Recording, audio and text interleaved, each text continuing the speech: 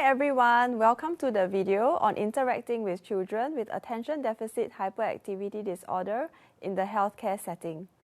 I will be discussing what Attention Deficit Hyperactivity Disorder, ADHD in short, is about, what are the challenges such children face, and what are the factors that facilitate the healthcare encounter.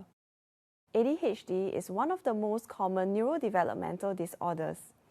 Almost 10% of children in America is diagnosed with this by the age of 17 years old. The symptoms begin in childhood and persist into adulthood, although the manifestation often is different in adulthood than in childhood. Many children with ADHD also have a concomitant conduct, behavioral, or mood problem. Individuals with ADHD have a persistent pattern of inattention and/or hyperactivity impulsivity that interferes with function or development. There are three subtypes. Firstly, the inattentive subtype. Secondly, the hyperactive subtype. And thirdly, mixed. What are some challenges a child with ADHD face? How do the ADHD symptoms affect the encounter with the child? Children with inattention may have trouble holding attention, may not seem to listen when spoken to directly, or may seem easily distracted. Children with hyperactivity may fidget a lot or are constantly on the move. They may leave the seat if sitting is expected or run around or climb when it is not appropriate to. The child may be very talkative and interrupt conversations. The child may have trouble waiting for his or her turn. The child may be risk-taking, have difficulty controlling impulses, have a hard time resisting temptations. They may also have difficulty getting along with others. The child may have difficulties with emotional regulation. Emotions may appear to go from 0 to 10 out of 10 very quickly.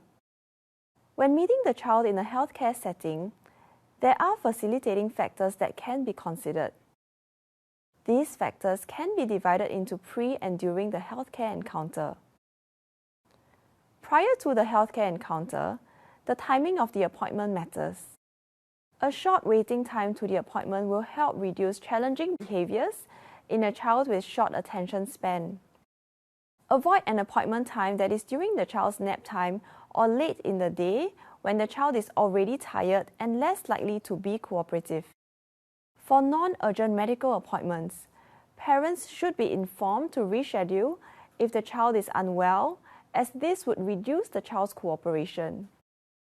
If the child is on medication for the ADHD, ensure that the child has taken his or her regular medicine that morning. Depending on the duration of action of the medication, mornings may be a better time of the day as the medication effect is still likely to be present. If the child has a regular therapist who knows the child well, you may consider discussing with the therapist on what factors are likely to motivate this child. Now, let's discuss some strategies that one can employ during an encounter with a child with ADHD. When interacting with the child, start by building rapport with the child. This can be done by speaking to the child in age-appropriate language and using the child's interests to engage him or her. Clear and concise instructions should be given to the child. Use do's instead of don'ts when communicating with the child to help him or her understand what is expected of him or her. For example, tell the child to speak softly rather than saying "don't shout." Clear explanations of expectations of the encounter should be communicated. Visual reminders can be provided to the child if the child gets distracted and needs to be redirected. The task should be broken down into bite sizes, with frequent movement breaks allowed in between each part. A graded reward system can be discussed with the child beforehand so as to incentivize the child.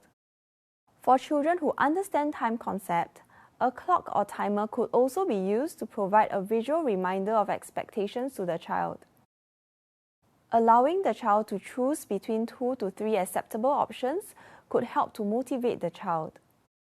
Do consider ignoring negative attention-seeking behaviors. If the child starts to show signs of being upset, pause what you are doing and enlist the help of the caregiver to calm the child down. Before we end this video, let's recap. Children with Attention Deficit Hyperactivity Disorder may have difficulties with attention and require a lot of movement or have difficulties controlling impulses. This can make the healthcare encounter challenging as the child may appear to be uncooperative. In this video, we have discussed some strategies that one may consider employing to help facilitate the encounter.